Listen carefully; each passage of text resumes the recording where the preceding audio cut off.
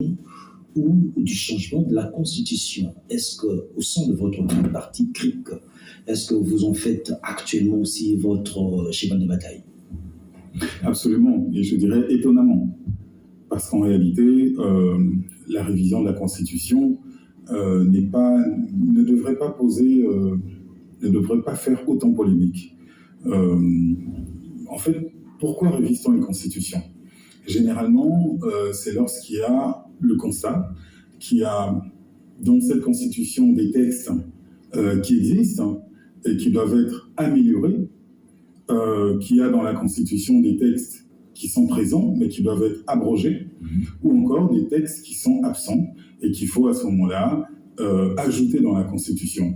Or, dès lors que unanimement, que ce soit l'opposition ou la majorité, tout le monde s'accorde à dire qu'il existe en effet dans notre Constitution des dispositions à ajouter, à abroger et à améliorer. La question de la Constitution pourrait se poser en ces termes. Est-ce qu'il faut adapter la Constitution? Vous voyez, souvent on parle de révision, de changement.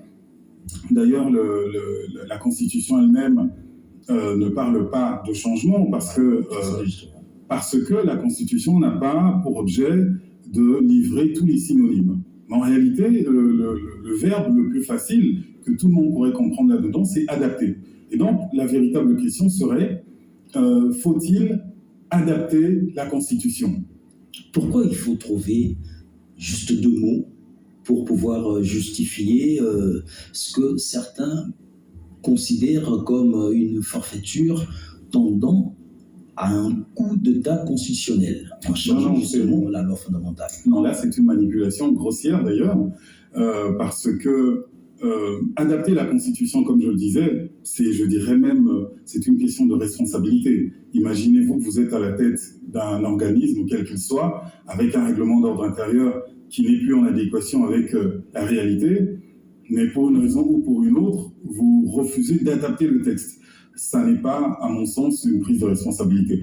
Il faut que les personnes, le groupe de personnes que la Constitution a prévu pour l'adapter aux besoins, puissent simplement prendre leur responsabilité, faire les choses, et c'est maintenant qu'il faut les faire. Donc, vous pensez raisonnablement que c'est le moment aujourd'hui d'adapter, comme vous le dites, cette Constitution aux réalités du pays, alors que, en tout cas, excusez-moi de vous le dire directement, votre présidente, Stéphanie Mbombo, a toujours été avec le chef de l'État dès les premiers jours de sa prise de règne du pays. Pourquoi une telle initiative, une telle démarche n'avait-elle pas été entreprise?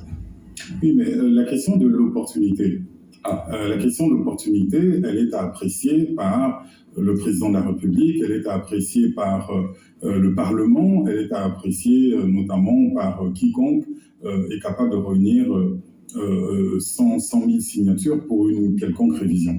Donc, le chef de l'État a la prérogative de choisir l'opportunité. C'est pas intentionnel?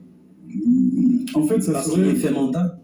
Non, ça serait réduire toute notre Constitution à un seul article qui serait l'article 70. Et ça, je trouve ça vraiment réducteur. Je vous parlais ici des textes à améliorer. Moi, je pense qu'aujourd'hui, nous ne sommes plus dans les années 2005. Quand vous lisez l'exposé des motifs de notre Constitution, vous comprendrez que c'est vraiment une Constitution qui a été écrite après un moment de guerre. Et aujourd'hui, nous avons dépassé ce cadre-là. Il est temps pour nous de couler déjà dans le préambule de cette Constitution des éléments forts qui nous constituent. Parce que quand on la lit, on a le sentiment que le Congo, dans sa pluralité, n'existe que depuis 1960, ce qui est faux. Vous voyez, nous existons bien avant l'ère coloniale. Et je pense que ce sont des vérités qu'il faut rétablir. De la même façon qu'on nous disait autrefois que c'était tel ou tel qui avait découvert l'embouchure du fleuve Congo. Ce sont nos aïeux qui ont découvert l'embouchure de notre fleuve. Un point, un trait, ça ne se discute